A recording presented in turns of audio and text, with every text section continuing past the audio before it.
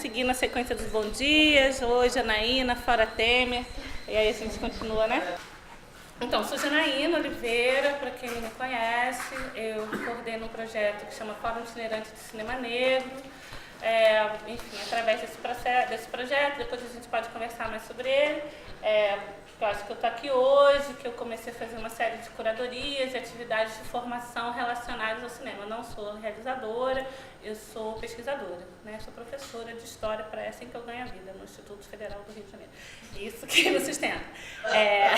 Mas, gente, né, eu faço pesquisa já há alguns anos sobre cinema negro no Brasil e na África e na diáspora, e essa é uma conversa que a gente pode ter, enfim, ao longo desses dias aí.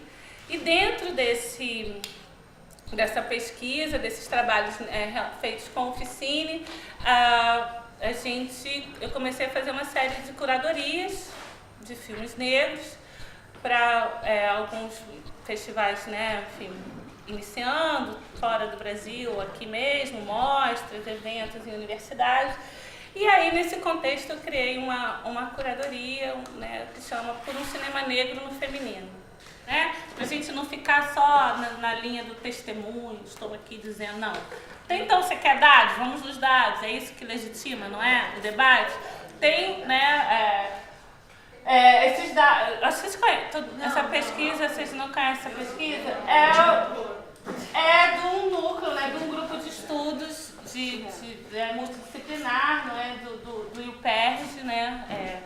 Que tem uma discussão sobre gênero, e fizeram essa pesquisa, né, Raça e Gênero no Cinema Brasileiro, de 2002 a 2014, onde analisaram, né, 20 filmes de maior bilheteria por ano, e aí foram analisando, né, onde estão as mulheres negras nessas, tanto no elenco, quanto na dimensão dos roteiristas e depois na direção, né? Então, você tem essa proporção, 45% do elenco é de homens brancos, 35% de mulheres brancas, 15% de homens negros, 5% de mulheres negras. Essa proporção que a gente está vendo aqui, que se repete, é como a sociedade nos percebe.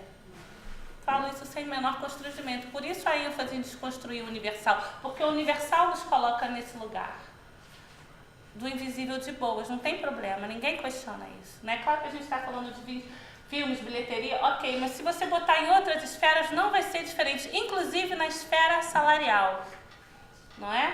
Mulheres negras que desempenham a mesma função que homens ganham menos. Por quê? Porque são mulheres negras. É a única explicação. E quando eu entrei aqui, eu até perguntei para a Camila se era um espaço, se era um terreiro, assim, quando eu cheguei nessa casa. Porque aí eu vi ali, fui ali atrás, aí vi que era um homem alemão, enfim, que morou aqui e tal. E se a gente reparar, os elementos da casa são personagens negros, né? Tipo, eu não sei qual foi a transformação, obviamente, que é a interferência de restauração da casa e tal, mas são personagens negros, né? Então, acho que a gente está falando de curadoria, né, dentro de um espaço de um homem branco, e, no entanto, as obras de arte são personagens negros. Primeiro, vindo à realidade, eu acho que grande parte das mulheres negras que têm a minha idade e que estão nessa coisa de fazer cinema, estão imprensadas nesse mesmo território. Eu não sabia como fazer isso, de verdade, né? A minha experiência com cinema era ir assistir Os Trapalhões, eu nasci ali no Pelourinho, ia no Cine Tupi, e pra mim aquilo ali, eu queria entrar naquele negócio ali de qualquer jeito.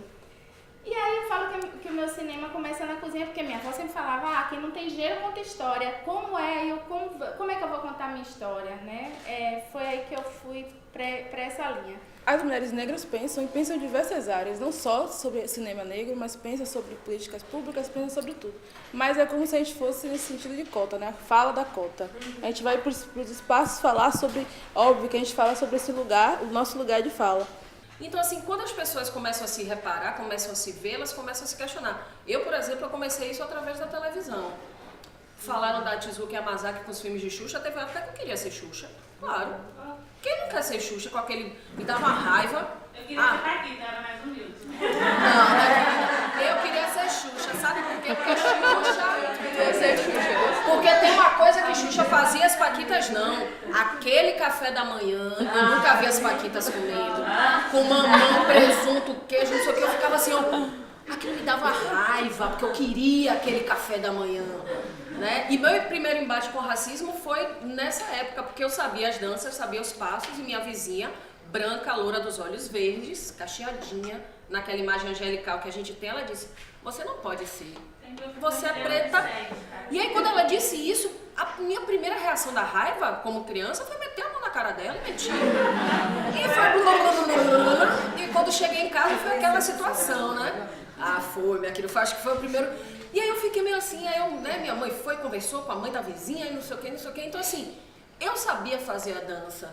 Se eu sabia fazer a dança, por que ser negra me impedia de... Na minha cabeça de criança, aquilo ali não casava.